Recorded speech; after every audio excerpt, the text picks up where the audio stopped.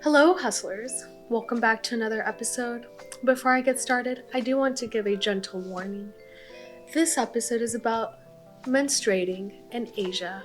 It is about the woman's menstruation cycle. If you're not interested and truly, maybe just that immature, please scroll on to some other content because I will be talking about the bloody hell. So let's go ahead and get into it. Before I traveled to Asia, I learned that for some reason, it is quite difficult to find feminine products. And the feminine products that you do have are made for very petite Asian women. Now, I understand that our womanliness could take different shapes, forms, colors, textures, tastes, so many differences. However, I didn't realize that the size could really vary that much. For women who have not had children, let me be clear there. I thought that in general most women were more or less the same. And boy oh boy was I mistaken. Now, this video is not sponsored. However, I do want to give a huge shout out to Flex, the cup that saved my life while I was in Asia. Thank God. Diva Cup, also, thank you to you. Thank you. So let me explain. Before I went to Asia, I decided to buy a cup. Now, I'm not going to talk too much about the cup. All I'll say is that if you're curious, you should just look it up. Diva Cup, Flex Cup, it'll tell you what it is. But basically, it's a cup, and you put it inside, similar as you would a tampon, except you don't have to continuously switch it out because you don't throw it away. You clean it and then you reuse it. Yes, I know. That may sound formidable and disgusting to some, but it's great for the environment and it's also great for your vagina. So, let's talk about it. Well, I realized that finding feminine products in Asia would be difficult, so I decided to embark on the journey of using a Diva Cup.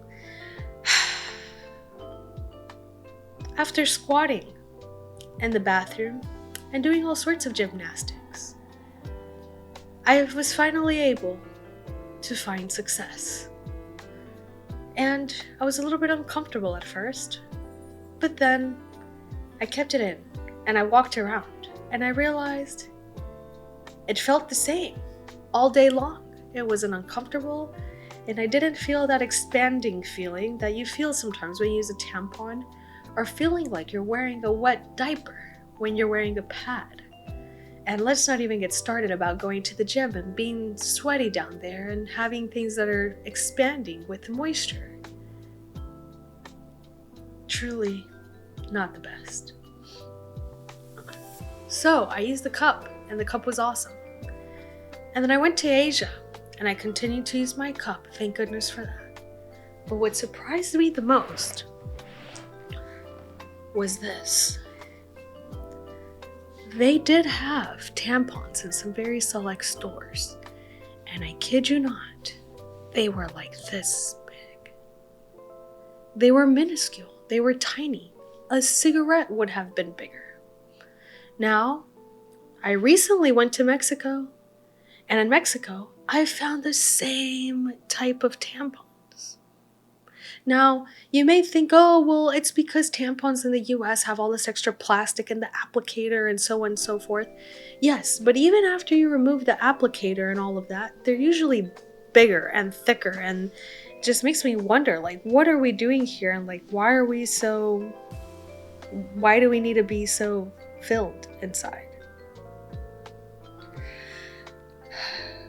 However, I did use one of these small applicators recently, and it was very uncomfortable, but it worked well.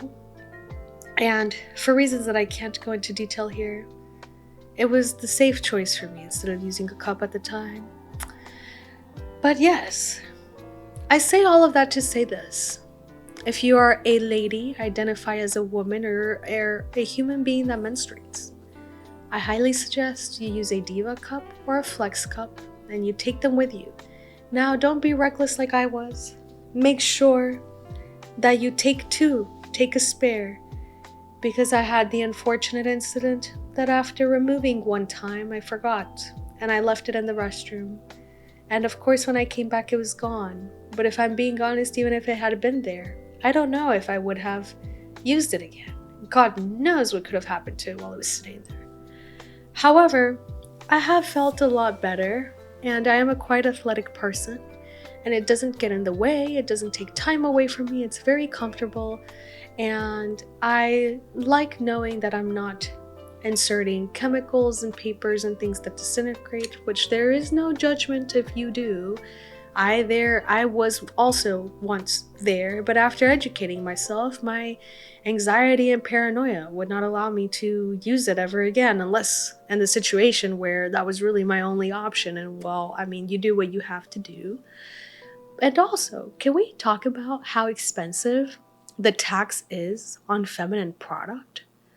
I have bought 3 cups in my lifetime. 3. A cumulative of, they're usually about $30. So that's almost, let's say $100 with tax.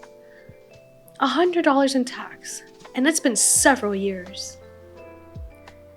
I feel like I've definitely spent so much more than that on feminine products, the pads, the tampons, the liners, and all sorts of other things. It's quite terrible. And it's terrible for the landfill too. And you can't even flush them down the toilet. So, not that you can flush a cup down the toilet, but you know what I mean. So anywho, if you've used a cup, I'd love to hear what you think. If there's another way that you've been able to manage your menstruation in Asia and it's been helpful to you as someone who is not Asian, because I have found out that Asian women are indeed more petite. Not from solo experience, but from speaking with other people, men in particular. They have confirmed this thought, this myth, this Reddit loophole, that it is indeed a loophole, not that far, not that deep, sometimes uncomfortable. But yes, use the cup, take more than one cup. That is all.